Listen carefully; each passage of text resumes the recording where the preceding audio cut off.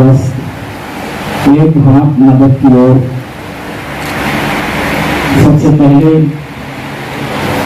मैं उर्दू घर में आए हुए हमारे प्रमुख अतिथि विभाग के आयुक्त आदरणीय श्री कृष्णा गणेश सर, उनके साथ जिला कलेक्टर, उन्हीं के साथ मालेगांव के एडिशनल कलेक्टर, उन्हीं के साथ मालेगांव के एडिशनल एसपी, इन तमाम साहबान का शुक्रिया अदा करता हूँ। और इस अहम मौके पर इस सदन के माध्यम से मैं सर के सामने कुछ बातें रखना चाहता हूँ। जैसा कि आज का जो प्रोग्राम है वो उसका उन्वान है कि एक हाथ मदद की ओर। मैं मेरी तमाम बातें रखने से पहले एक बात यह अर्ज कर देना चाहता हूँ कि शहर मालेगांव के तमाम ही अधिकारी लोग यहाँ पर मौजूद हैं। दिव्यांगों की जो भी समस्या मैं आप लोगों के सामने रखूंगा उसको आप पॉजिटिव वे में लिए, क्योंकि जब तक आप लोगों को पता नहीं चलेगा कि दिव्यांगों की क्या समस्या है शहर मालेगांव में, तो आप इसका समाधान कैसे करेंगे।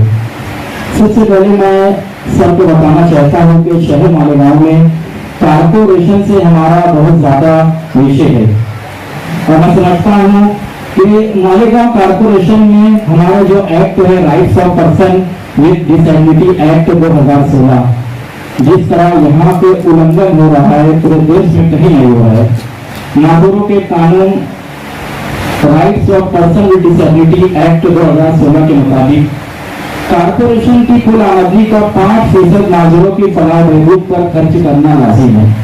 हमने इनसे बारहा कहा है कि हमको कैसे खर्च कर रहे हैं ये बताओ, वो नहीं बताते हैं। दूसरी बात, सेंट्रल हल्के में नागरिकों की एक ऑफिस का कयाम 18 फरवरी 2021 को महानगर पालिका के आयुक्त साहब एक ठहराव पास करते हैं, मगर अभी तक वो ओपन स्पेस हमें दिया नहीं गया है। वहाँ का नगर सेवक उस पर कब्जा कर लिया है। कमिश्नर की तरफ से हमें कोई भी मदद नहीं मिल रही है। शहर के चारों प्रभाग में नागरिकों की स्कूल कायम की जाए, उस पर भी हमें कोई स्पष्ट जवाब नहीं दिया जा रहा है। 11,000 कॉलोनी में ग्राउंड फ्लोर पर कितने लोगों को रूम अलॉट किया गया है, इसकी भी कोई मालूमात नहीं दी जा रही है।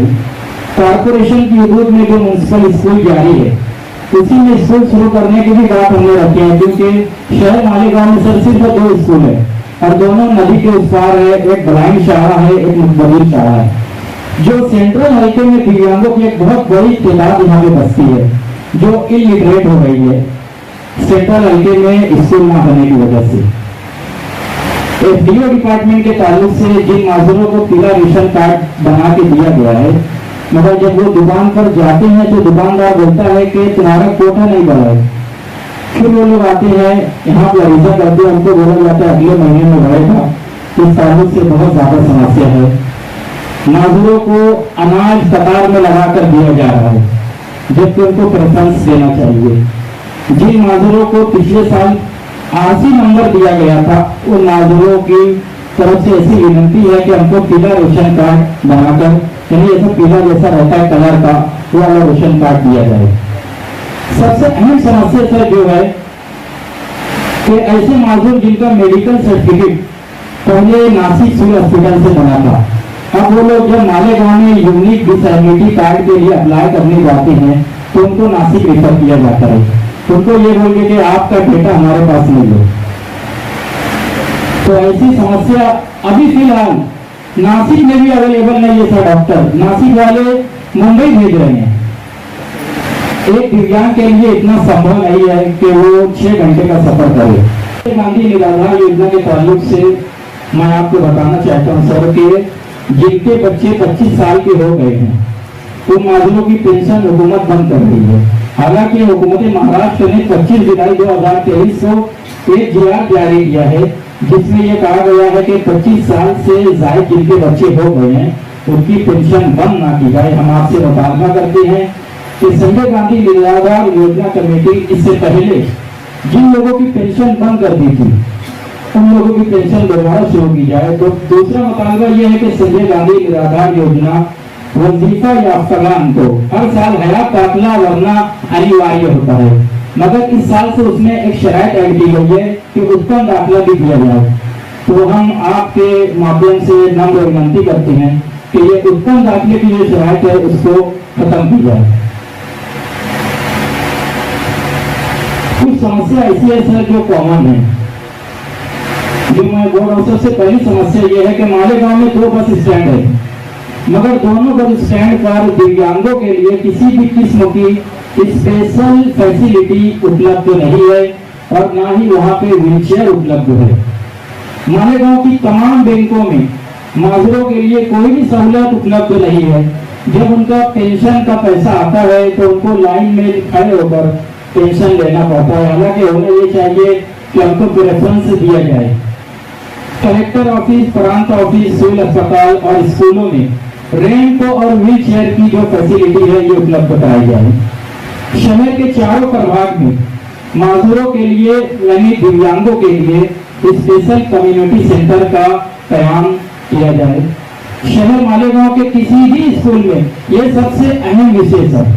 पहले तो दिव्यांगों के लिए सेंट्रल हल्के में स्कूल नहीं है, फिर दूसरी बात जब हम प्राइवेट स्कूल में दाखिला करते हैं तो हमसे भी हेवी डिपॉजिट और हेवी फीस ली जाती है। तो किसी भी स्कूल में दिव्यांग और उनके बच्चों को बगैर डोनेशन के तालीम दी जाए और शहर मालेगांव के तमाम ही सरकारी दफातर में माजूरों के कोटे के मुताबिक हमारी भर्ती की जाए। मैं तमाम ही लोगों का बहुत बहुत शुक्रिया अदा करता हूँ और आपके माध्यम से मैं नम्र विनती करता हूँ कि मैं आपके सामने जितनी भी बातें रखा हूँ इसको आसानी के साथ आप हल करके शहर मालेगांव के तमाम ही दिव्यांगों का शुक्रिया अदा करें। 50% निधीचा मानला होता आणि महापालिकेचा ठराव आणि पुढची कार्यवाही म्हणून महापालिका आयुक्तांना मी ते बोलून घेतलं आणि त्यांना या सर्व मुद्द्यांची कारवाई करायला सांगितलेलं आहे आणि इथे भेटून घ्या। नाही मार्ग निघाला काही तर परत आपण चर्चा करू आणि चर्चेतून प्रश्न सोडवायचा आपण प्रयत्न करू। 2 मुद्दे तुम्ही सांगितलेले होते ते मला अपर जिल्हाधिकाऱ्यांनी सांगितले की अपंगाचा दाखला मिळण्यासाठी सोय परत सुरू करायची होती। मग सिव्हिल सर्जनशी मी आता बोललेलो आहे आणि त्यांनी इथे अर्थसंबंधी जे आहे अस्थिव्यंग संबंधीचे जे प्रमाणपत्र आहे ते नाशिकला जायची गरज पडणार नाही, ते मालेगावच्याच सिव्हिल हॉस्पिटलमध्ये होतील। कानाचे जे प्रमाणपत्र आहे त्याला मुंबईला जावं लागत होतं। मुंबईला इतक्या दूर जाण्या येण्याचा खर्च या सर्व गोष्टींचा विचार करून सिव्हिल सर्जनना मी सांगितलं आहे, त्यांनी दर बुधवारी नाशिकला ती व्यवस्था आता केली आहे। मुंबईला जायची गरज पडणार नाही आणि जर आपल्याला तज्ज्ञ व्यक्ती जर भेटली, कारण आता एकच तज्ज्ञ डॉक्टर आपल्याला भेटलेले आहे आणि त्यांच्याकडनं आपण नाशिकला करणार आहोत। आपण प्रयत्न करू आणखीन जर तज्ज्ञ डॉक्टर आपल्याला जर भेटले तर आपण आठवड्यातला एखादा दिवस मालेगावला पण नियोजन करू, म्हणजे बाहेर कुठे जावं लागणार नाही। तसेच आता संजय गांधी योजनेमध्ये अपंगांना आपण मदत करतो, त्यांना वृद्ध लोकांनाही मदत पेन्शन करतो आपण, राज्याच्या श्रावणबाळ योजनेमध्ये मदत करतो आपण। तर हे पैसे घेण्यासाठी अनेकांना बँकेत दूरवर जावं लागतं।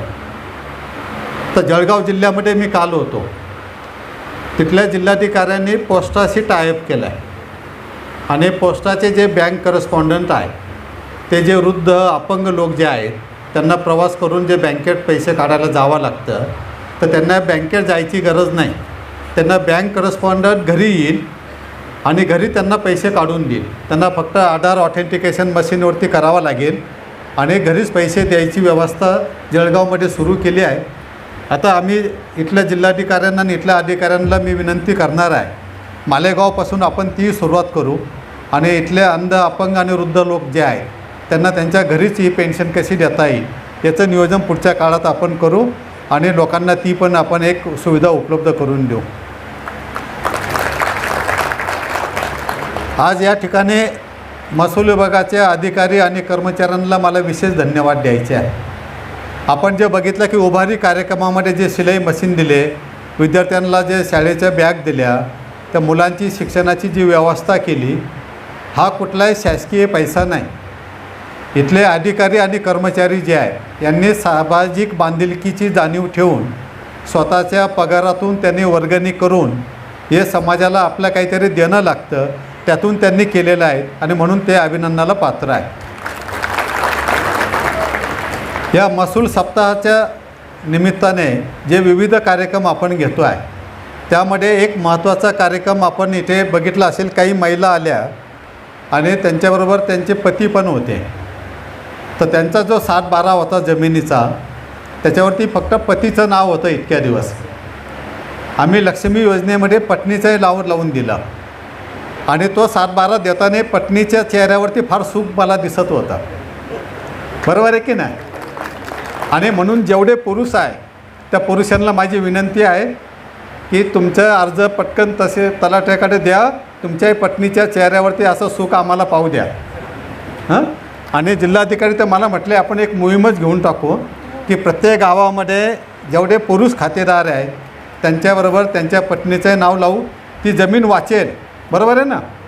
इतर कारणामुळे जी मध्येच जमीन जाते ती कुठे जाणार नाही. काय महिला काही अशी सही देणार नाही आणि जमीन वाचेल, जमीन पिकेल. महिलेच्या कष्टातून राहिलेला संसार जो आहे तो आणखीन पुढं जायला निश्चित मदत होईल. आणि म्हणून हा जो उपक्रम आहे हा पूर्ण आपण जिल्ह्यामध्ये चांगल्या प्रकारे राबवू. सर्व महिलांना त्यांचं नाव 7/12वरती लावून देऊ. कोविडमध्ये दोन्ही पालक गेले किंवा एक पालक गेला, त्या मुलांचं पण आपण इथे काही व्यवस्था लावण्याचा प्रयत्न केलेला आहे. ते पण सामाजिक बांधिलकीमधनं काम केलं आहे. कारण आपण पाहिलं कोविडची महामारीमध्ये पहिल्या टप्प्यामध्ये मालेगावची काय परिस्थिती होती हे सगळ्यांना माहिती आहे. बरोबर आहे ना? की मालेगाव किती अडचणीमधनं पहिल्या टप्प्यात गेलं होतं कोविडमध्ये आणि त्यातून आपण सगळे सावरलो आणि परत उभारी घेऊन आपण आज भक्कम पायावरती उभा आहे. तर हे जे आपण सर्वांनी काम केलेलं आहे आणि त्यात दुर्दैवाने ज्यांचा बळी गेला आहे त्यांना आपण जर मदत तर जी ऑनलाईन द्यायची ती दिलीच आहे. त्यांच्या कुटुंबांना जी काही मदत करणं शक्य आहे ते आपले अधिकारी आणि कर्मचारी निश्चितप्रमाणे करत आहे. तसेच दुर्दैवाने काही शेतकरी आपले जीवनाचा अंत वेगळ्या पद्धतीने करतात. काही मजबुरीमुळे करतात, काही कर्जामुळे करतात. आणि मग असं जर शेतकरी समजा मुलीचं लग्न करायचं होतं, पैसे उपलब्ध नाही, अशा वेळेस जर एखाद्या शेतकऱ्याने जर दुर्दैवाने काही वेगळा निर्णय केला, आत्महत्या केली, तर ते कुटुंब उघड्यावरती पडतं. म्हणजे तो शेतकरी त्या कुटुंबाला आणखीन अडचणीत टाकून जातो. मग अशा वेळेस आपल्याला त्या कुटुंबाकडे बघायला पाहिजे, सामाजिक बांधिलकीमधनं आपण पाहायला पाहिजे आणि त्या कुटुंबाच्या जे काही अडचणी आहेत.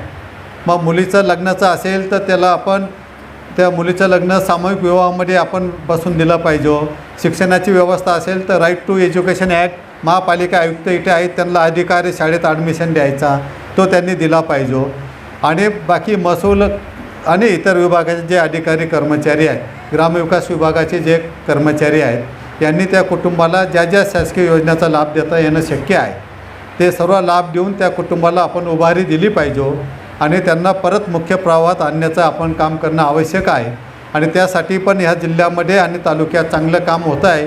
म्हणून आपले कर्मचारी त्यालासुद्धा धन्यवादास पात्र आहे. महसूल विभाग म्हटलं की काय बोलायचं, लोक म्हणतात चक्रा मारायच्या. बरोबर ना? असं म्हणतात लोक, कधी कधी ऐकायला मिळतं. आणि आता सलोखा योजनेमध्ये मी बघितलं, त्यांच्याशी चर्चा करत होतो की जेव्हा त्यांचा दुरुस्त 7/12 त्यांना मिळाला, हे कुटुंब गेले 20 वर्ष त्यांचा प्रश्न सोडवण्यासाठी प्रयत्न करत होतं. त्यांचा आपसात अजिबात वाद नव्हता.